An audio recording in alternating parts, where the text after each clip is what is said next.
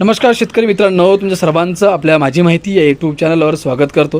मित्रांनो, मे व जूनमधील पीक नुकसानीचा प्राथमिक अहवाल राज्य सरकारला आता प्राप्त झालेला आहे आणि नुकसान भरपाई कधी मिळणार आता असा प्रश्न शेतकऱ्यांसमोर उभा राहिलेला आहे.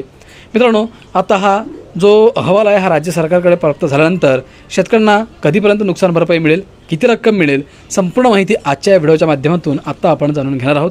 त्यामुळे मित्रांनो, तुम्ही हा व्हिडिओ पूर्ण बघा आणि आपल्या माझी माहिती या यूट्यूब चॅनलला सबस्क्राईब करा.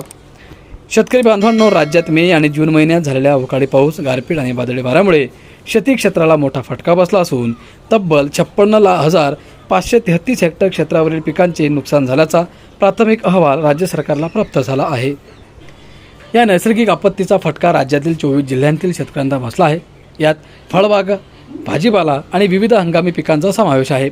अहवालानुसार 1 मे ते 8 जून 2026 या कालावधीत 24 जिल्ह्यांमध्ये अवकाळी पाऊस आणि वादळी वाऱ्याचा तडाखा बसला.